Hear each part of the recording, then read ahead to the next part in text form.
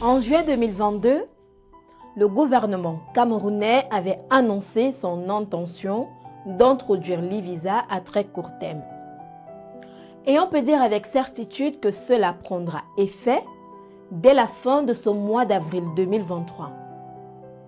En effet, le ministre des Relations extérieures du Cameroun, le jeune Bella Mbella, a fait un communiqué stipulant que pour compter du 30 avril 2023, toutes les demandes de visa à destination du Cameroun se feront exclusivement en ligne à partir de la plateforme e-visa. L'annonce faite par le ministre des Relations extérieures du Cameroun le 6 avril 2023 a officialisé le lancement de son système de demande de visa en ligne à compter du 30 avril 2023.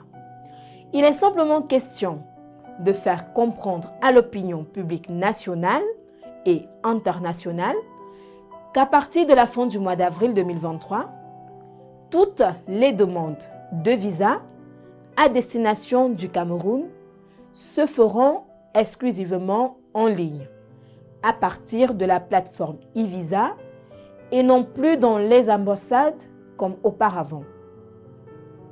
Les demandeurs de visa sont donc invités à se rendre sur www.evisacam.cm pour créer un compte utilisateur. Puis, ils devront renseigner un certain nombre d'informations comme des données personnelles. La deuxième étape consiste à payer les frais d'e-visa en ligne une fois le formulaire rempli. Ce qui se fait à partir d'une carte bancaire Visa ou Mastercard et PayPal. Ensuite, le traitement de la demande. Celui-ci est effectué au niveau de la mission diplomatique ou le poste consulaire juridiquement compétent ou géographiquement proche. Le communiqué du ministre des Relations extérieures du Cameroun souligne que pour les demandeurs situés dans les zones éloignées des postes et de non-couverture, une autorisation de délivrance de visa en ligne avec un QR code sera délivrée. Et pour ceux résidant dans la ville où est situé le poste compétent, une notification par mail ou SMS leur est envoyée pour une prise de rendez-vous en vue de leur présentation pour la formalité d'enrôlement biométrique. Selon les autorités camerounaises, la méthode d'apposition du visa dépendra du procédé d'enrôlement.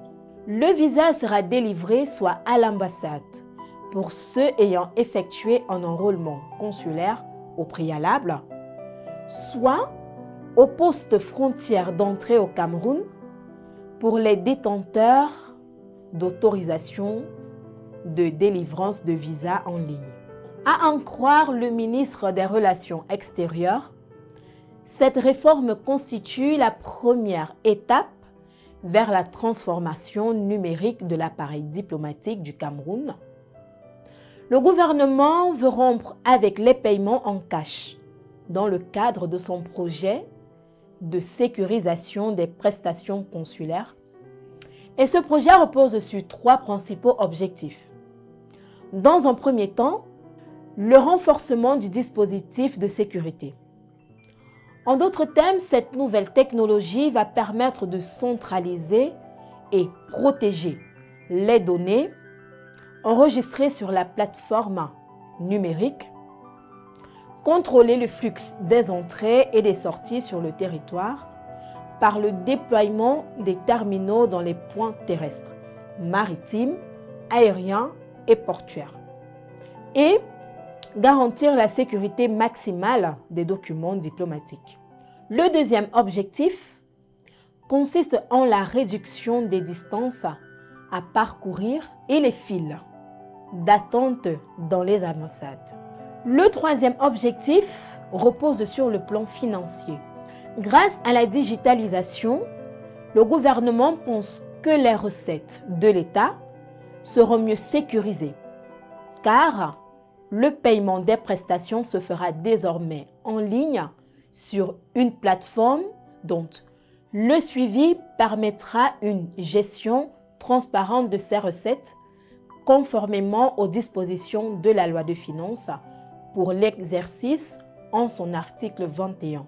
Nous tenons à mentionner que le projet e-Visa Cameroun est le fruit de la société ivoirienne Impact Palmarès R&D SAS, sous contrat avec le Cameroun pour une période de 10 ans.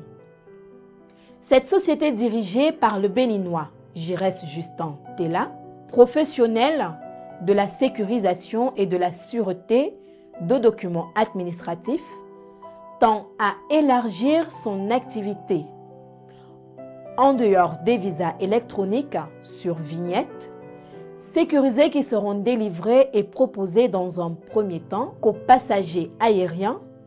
Il est également prévu la délivrance pour les mêmes procédés des cartes consulaires, des laissez-passer mortuaires et bien d'autres documents solennels infalsifiables, tant au ministère des Relations extérieures que des missions diplomatiques, les postes consulaires et les postes de police aux frontières aériennes, terrestres et maritimes.